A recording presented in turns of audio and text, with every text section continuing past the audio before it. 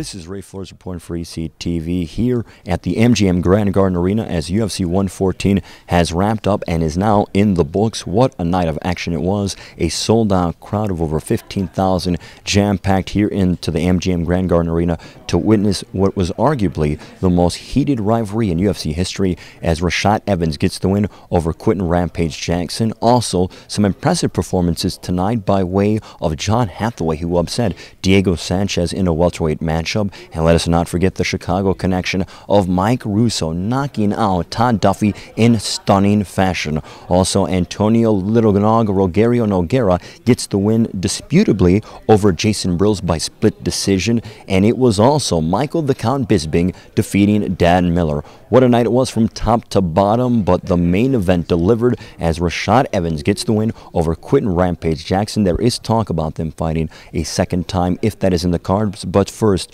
Rashad Evans has a date with Mauricio Shogun Rua for the UFC Light Heavyweight Championship. Reporting here from UFC 114, Ray Flores, ECTV. Right now, here's some highlights of the post-fight press conference. It was a killer weekend. You know, people were asking me, do you think the fact that the fight was put off made it even, more dramatic? I think that like I said, I'm happy that everything came together. He made a big movie. It's a great movie. It's the summer hit, and we still got to do this fight. And yeah, this fight had a lot of buzz this weekend. And I mean, people who normally aren't, as far as I know, into MMA or into this one.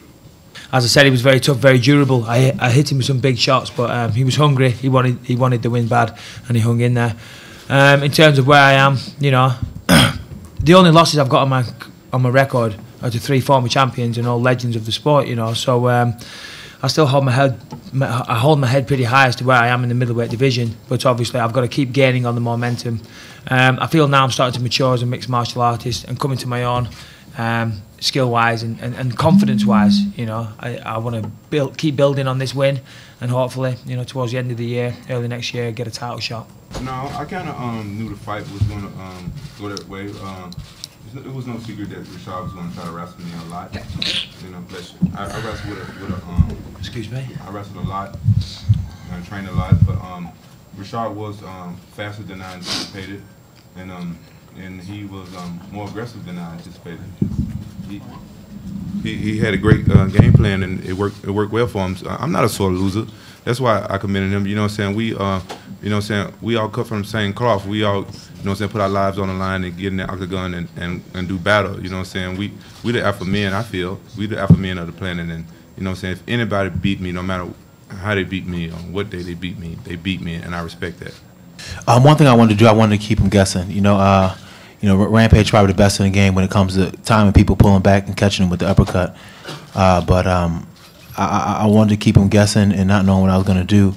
And I picked up on a couple of things that he was doing, in anticipation for my shot. So I wanted to try to exploit that.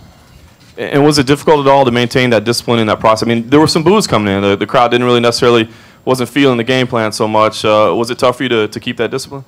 No, it wasn't. One thing that you understand really quickly as a fighter that the fans really don't understand is that you're not punching with 8 or 10 ounce gloves on. You got 4 ounce gloves on, and underneath that's a cast. And it only takes one good shot for the fight to be over. So I wasn't trying to take no shots for no amount of boos. I was just giving him his respect. He came back from he was doing his movie and things like that, and he had a lot of things on his plate. And I know it had to be hard for him to come down and focus and to commit himself to the training camp with everything else he got going on. So he went in there and fought a lot better than I thought he was going to fight, and I was definitely impressed with that. Whenever you go in there and you fight somebody for 15 minutes and they give you everything they got, there's a bonding experience, there's an exchange in there, and I respected that. And for Rampage, you talked about the ring rust. How soon would you like to get back in the octagon? Well, I would like to get back in there as soon as possible. I didn't like the way I felt, how much I hesitated, stuff like that. This fight's going to haunt me for a long time as well. I think anything can happen. It depends on what paths they take from here on out. He's obviously going to go on and fight Shogun for the title, and we'll see who Rampage fights next, and we'll see what happens from there. Like I said before this fight, I'll say it again after. These are 2 of the best light heavyweights in the world, and they could meet again. Okay. Yeah, I feel like tonight wasn't, the real me. I felt like I hesitated too much, and I just don't feel like I was at my best. You know, I'm not going to sit here and make excuses. Rashad is a good fighter. You know what I'm saying? He's you know, he proved. That's why I respect him. He proved you know, have a good strategy. He's real quick, got good wrestling. I was surprised he even took me down. But I still feel like I'm, you know what I'm saying, I'm on another level.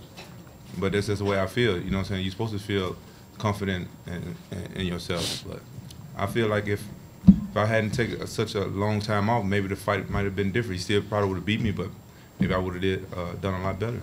Who knows?